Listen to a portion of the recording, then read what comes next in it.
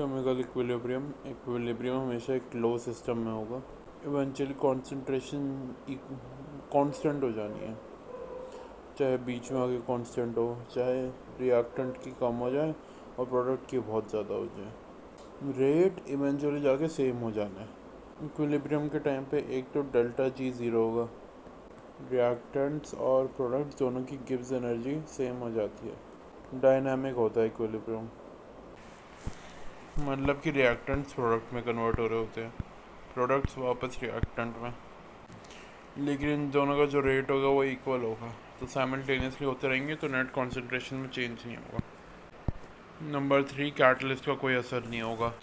Concentration की जगह partial pressure भी यूज़ कर सकते हो, बस यूनिट चेंज हो जाएगी अगर किसी फॉर्मूले में डाल रहे होंगे। होमोजीनियस इक्विलिब्रियम वो होता है जब फेज चेंज नहीं होता, gas gas gas solid solid solid. Heterogeneous equilibrium तब होता है जब फेज चेंज हो जाता है, solid solid gas solid liquid. Diamond और ग्रेफाइट वो भी चलेगा, सल्फर रोम्बस और दूसरा वाला क्राउन वाला भी चलेगा, और फॉस्फोरस ब्लैक वाइट रेड भी चलेगा। लॉ ऑफ मास एक्शन कहता है कोई भी rate is directly proportional to active mass raise to the power of stoichiometric coefficients. ऐसे एक्टिव मास हो क्या सकता है, एक तो मोलर कॉन्सेंट्रेशन हो सकती है और पार्शियल प्रेशर। मोलर कॉन्सेंट्रेशन तब होगी जब हर चीज़ एक्वस फेज में होगी, और पार्शियल प्रेशर तब होगा जब हर चीज़ गैसियस फेज में होगी। तो rate is proportional to concentration raise to power A, concentration raise to power B. अब यहाँ पर प्रोपोर्शनैलिटी को हटाने के लिए कॉन्स्टेंट लगा दिया के एफ। जो ये के एफ है वो फॉरवर्ड के लिए, जो के बी है बैकवर्ड के लिए। ये कॉन्सेंट्रेशन और पार्शियल प्रेशर के इंडिपेंडेंट होते हैं, टेम्परेचर और कैटलिस्ट के डिपेंडेंट होते हैं। पर से हमारी रिएक्शन में एक आ जाता है एक सॉलिड, तो रेट फॉरवर्ड हो गया, पर से सॉलिड को एस बोल दिया छोटा, ऐसे कुछ हो गया। जो ये टर्म है ये कांस्टेंट ही रहेगा, कोई चाहे सॉलिड हो चाहे लिक्विड हो, इन सब का कांस्टेंट ही रहता है एक्टिव मास। तो एक नया टर्म आ जाएगा including the active mass of solid या लिक्विड, ये के एफ सी की पावर एम हो जाएगा आर एफ। और आर एफ कॉन्स्टेंट भी हो सकता है अगर कोई सी ना हो, जैसे कैल्शियम कार्बोनेट में हुआ था। सॉल्वेंट या एक्टिव मास को 1 लेते हैं, तो यहाँ पे एज यू कैन सी इसको तोड़ा जा रहा है, यहाँ पे पानी है, तो आर एफ में H2O का कोई टर्म है ही नहीं, लेकिन पर से इसका उल्टा रिएक्शन हो रहा है, ऐसे ऐसे इन दोनों को मिला के एस्टर बना रहे हैं और पानी निकल रहा है, तो ये यहाँ पे ये सॉल्वेंट की तरह नहीं काम करेगा, यहाँ पे लेना पड़ेगा इसकी कॉन्सेंट्रेशन। सॉल्वेंट ज़रूरी नहीं है पानी हो, कुछ भी हो सकता है। पर से ए सी बी का के सी नोट हो गया और एक्स से वाई का के डैश सी नोट हो गया। बी से ए करेंगे तो फिर उसका वैल्यू होगी 1 के सी नोट। अगर 2a से 2b करेंगे तो इसकी वैल्यू होगी का स्क्वायर, और अगर x प्लस ए करेंगे और y प्लस बी करेंगे तो इसकी वैल्यू होगी ये। बेसिकली मल्टीप्लाई डिवाइड ही करना है। के F upon K B is equal to K equilibrium. के equilibrium does not depend on concentration, catalyst है या नहीं है या inert gas, it only depends upon temperature. Standard concentration और स्टैंडर्ड पार्शियल प्रेशर होते हैं 1 मोल पर लीटर और 1 बार। पर से ही हमारी ये रिएक्शन हो रही है, तो स्टैंडर्ड ऐसे ऐसे ऐसे ऐसे ऐसे ऐसे हो जाएगा। सो बेसिकली ये दोनों ही दूसरे की यूनिट को कैंसिल कर देंगे और ये यूनिटनेस निकलेगा हमारा। K not P is equal to K P into 1.01 की power delta N G. Arrhenius equation को यूज़ करो, K is equal to A की power minus A upon R T. A Arrhenius constant है, ई एक्टिवेशन एनर्जी है। Delta H R निकालने का तरीका है कि ई ए एफ कर दो माइनस ई ए बी कर दो। K F upon K B is equal to A F E की power minus R T upon A B E की power minus A B R T. तो K equilibrium ऐसे हो जाएगा ए by F E की power minus E A F minus E A B into sorry upon R T. ऐसे further simplify करके ये equation आ जाएगी। अब हमें इसका ग्राफ प्लॉट करना है 1/t से। यहाँ पे स्लोप पॉजिटिव है क्योंकि डेल्टा एच नेगेटिव है। डेल्टा एच नेगेटिव है तो ये एक्सोथर्मिक रिएक्शन है। यहाँ पे स्लोप नेगेटिव है, डेल्टा एच पॉजिटिव है। यहाँ पे डेल्टा एच पॉजिटिव है तो फिर एंडोथर्मिक है। अगर एक्सोथर्मिक हुआ तो temperature is inversely proportional to K equilibrium, और अगर एंडोथर्मिक हुआ तो फिर डायरेक्टली कम कम ज़्यादा ज़्यादा। ये एक और वो हो गया के equilibrium at different temperatures. log base 10 of k equilibrium 2 upon k equilibrium 1 is equal to delta hr upon 2.303 r 1 upon t1 minus 1 upon t2। जब Q कम होता है कि इक्विलिब्रियम से तो फॉरवर्ड जाती है, ज़्यादा होता है तो बैकवर्ड जाती है, इक्वल होता है तो इक्विलिब्रियम स्टेट ही होता है। पर से कि इक्विलिब्रियम बहुत ज़्यादा लार्ज है, जैसे 10⁻³ या 10⁻⁴ मैग्नीट्यूड का, तो पूरा रिएक्शन हो जाता है, सारे रिएक्टेंट्स प्रोडक्ट्स में कन्वर्ट हो जाते हैं।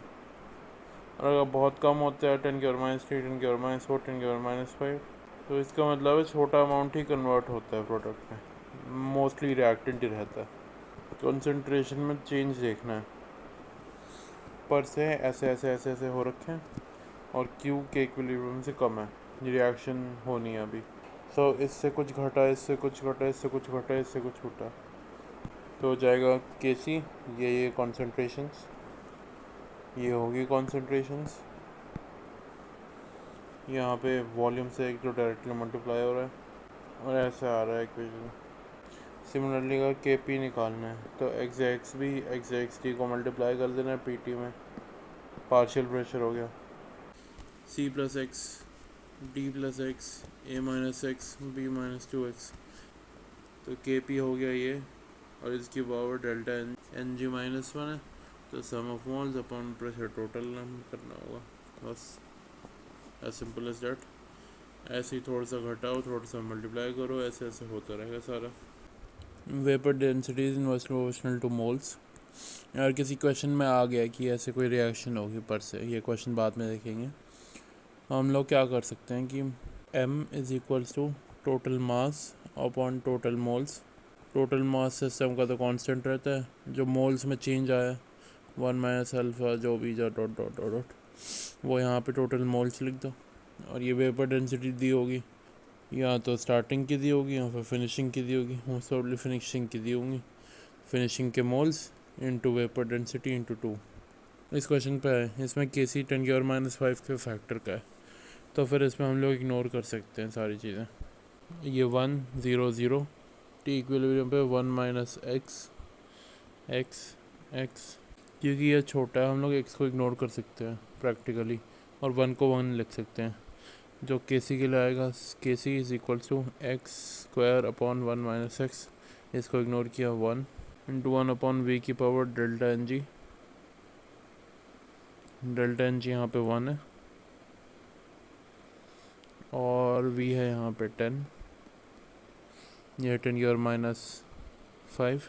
10 को इधर ले आया, -4 हो गया, स्क्वायर है तो फिर ये -2 हो गया एक्स का, तो एक्स 10⁻² हो जाएगा। ऐसे अगर के सी बहुत ज़्यादा बड़ा है तो हम लोग इसे 1 0 0 को 1 1 और x मान सकते हैं, जो छोटा सा अमाउंट बचा हुआ है। तो K C is equals to 1 1 upon X into delta N G 1 upon V. इसको इधर ले जाओ, इसका पावर -1 कर दो, आ गया हमारा x 10 की पावर -5 के फैक्टर का है। इन दोनों को इग्नोर कर सकते थे। यहाँ पे ए बी से ए प्लस बी बना रहे हैं, अगर ए के मोल से बढ़ा दिया तो वो ए के मोल से एक्सेस में हो जाएंगे, इसलिए अब वापस जाने की कोशिश करेगा। ये वापस जाने की कोशिश करेगा तो बी के मोल्स घटे होंगे और ए बी के मोल्स बढ़ेंगे, इक्विलिब्रियम कंडीशन में होंगे। पर से हर एक का इनका प्रेशर होगा। अगर प्रेशर बढ़ा रहे हैं तो वहाँ जाना है जहाँ पे गैस के मोल्स कम बदलते हों। अगर एक रिएक्शन है डेट ओनली इन्वॉल्व सॉलिड और लिक्विड या फिर फेस चेंज, तो अगर प्रेशर को बढ़ाएंगे तो फिर ज़्यादा डेंसर फेज में जाने की कोशिश करेगा। सल्फर सॉलिड की डेंसिटी ज़्यादा सल्फर लिक्विड से, यूजुअली सॉलिड्स की डेंसिटी होती है ज़्यादा लिक्विड से, लेकिन एक केस में आइस की डेंसिटी कम होती है पानी से, क्योंकि आइस अपने केज लाइक स्ट्रक्चर बना देती है। इसकी वजह से यहाँ पे एयर भर जाती है और इसकी वजह से इसकी डेंसिटी कम हो जाती है। अगर इनर्ट गैस इंट्रोड्यूस करवा रहे हैं पहले तो जब प्रेशर वेरिएबल हो बाकी दोनों कांस्टेंट हो तो कोई चेंज नहीं आता, बस प्रेशर ही बढ़ जाता है सिस्टम का। पर अगर प्रेशर कांस्टेंट हो, टेम्परेचर कांस्टेंट हो, वॉल्यूम वेरिएबल हो तो इनर्ट गैस डालेंगे, in order to maintain the same pressure volume बढ़ेगा, ये थोड़ा सा ऊपर जाएगा डेल्टा पिस्टन से, वॉल्यूम बढ़ेगा। वॉल्यूम बढ़ने को इफेक्ट को हटाने के लिए मोल्स को भी बढ़ाना होगा, तो जिस भी डायरेक्शन में गैस के मोल ज़्यादा है उस डायरेक्शन में जाएगा। ये एंडोथर्मिक है, ये एक्सो।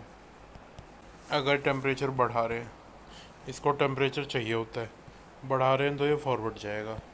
इसको टेम्परेचर नहीं चाहिए होता, ये तो उल्टा बढ़ाता है। हम लोग बढ़ा रहे हैं तो ये बैकवर्ड जाएगा। टेम्परेचर अगर कम कर रहे हैं तो इसको चाहिए होता है, इसको नहीं मिल रहा तो ये बैकवर्ड जाएगा। और अगर यहाँ पे कम कर रहे हैं तो इसको बनाना होता है, टेम्परेचर कम करने के इफेक्ट को कम करना होता है, इसलिए फॉरवर्ड जाएगा। एज यू कैन सी यहाँ पे एक्स डिकम्पोज हो रहा है इन दोनों में, ये दोनों 10-10 टॉर में टूट रहे हैं, तो के पी इनका 100 हो गया, और ये 20-20 टॉर में इनका के पी 400 हो गया। अगर हम लोग इन दोनों को एक ही कंटेनर में करें तो पर से ये P1 में टूट रहे हैं, और ये दोनों P2 में। ये दोनों एक कंटेनर में है, इसलिए जो ए का होगा वो कॉमन हो जाएगा, इनका जो के पी हो जाएगा वो जो 100 तो था ही, और वो हो जाएगा P1 plus P2 into P2, नहीं P1 सॉरी, और ऐसे हो जाएगा। अब इन दोनों इक्वेशंस को ऐड करो, ये हो जाएगा तो ऐसे हो जाएगा, और इसी को यहाँ रख देंगे और यहाँ रख देंगे, ऐसे आ गए। अब ये दोनों गायब, ये हो गए ये दोनों प्रेशर्स। तो बी का प्रेशर है 2√5, ए का प्रेशर है 10√5 और सी का प्रेशर है 8√5। Delta G is equal to delta G not plus 2.303 R T log of Q P, और इक्विलिब्रियम कंडीशन में डेल्टा जी तो होता है 0 और क्यू पी होता है के पी, तो डेल्टा जी नॉट की वैल्यू आ जाएगी हमारी ये। अब जी नॉट की जगह हम लोग H not minus T D S not भी लिख सकते हैं, उससे हमारी ये वाली इक्वेशन आ जाएगी। अगर स्लोप पॉजिटिव हुआ तो एक्सोथर्मिक, नेगेटिव हुआ तो फिर एंडोथर्मिक। अगर डेल्टा जी नॉट को 0 लिख देना है, जो भी प्रेजेंट है वेदर इट बी रिएक्टेंट और वेदर इट बी प्रोडक्ट, हर किसी का पार्शियल प्रेशर 1 होना चाहिए, उसकी वजह से के पी 1 हो जाएगा और ये वैल्यू आ जाएगी delta G not of R is equals to ये। अगर डेल्टा जी नॉट पॉजिटिव हुआ तो ये नेगेटिव होगा, लॉग के पी अगर नेगेटिव है तो K P is less than 1, if it is less than 1 तो reaction is non spontaneous, proceed नहीं होना चाहिए। और अगर जी आर नेगेटिव हुआ then the reaction is spontaneous और आगे की तरफ जाना चाहिए। यहाँ पे फ्लूइड डाला हुआ है, कोई भी सॉलिड भी हो सकता है, आयरन प्लेट लगाई हुई है, वैक्यूम बनाया हुआ है और प्रेशर गेज है। जैसे ही हम लोग इसको निकालेंगे, ये वैक्यूम को ऑक्यूपाई करने के चक्कर में अपने आप को इवेपोरेट कर देगा, उसकी वजह से जो वेपर्स बनेंगे ये वेपर प्रेशर एग्जर्ट करेंगे। इक्विलिब्रियम डायनामिक इक्विलिब्रियम स्टेट पे जो कंडेंसेशन का रेट होगा वो इवेपोरेशन का रेट होगा। सारे लिक्विड्स वॉलेटाइल होते हैं एक्सेप्ट मर्क्यूरी, और कुछ थोड़े से ही सॉलिड्स वॉलेटाइल होते हैं, जैसे I2 हो गया वॉलेटाइल। सरफेस एरिया और अमाउंट ऑफ सब्सटेंस में वेपर प्रेशर डिपेंड नहीं करता, वेपर प्रेशर डिपेंड करता है तो वो करता है टेम्परेचर पे, वो भी डायरेक्टली। जितनी ज़्यादा इंटरमोलिकुलर फोर्सिंग होगी उतनी कम एस्केपिंग टेंडेंसी होगी, उतना कम वेपर प्रेशर होगा।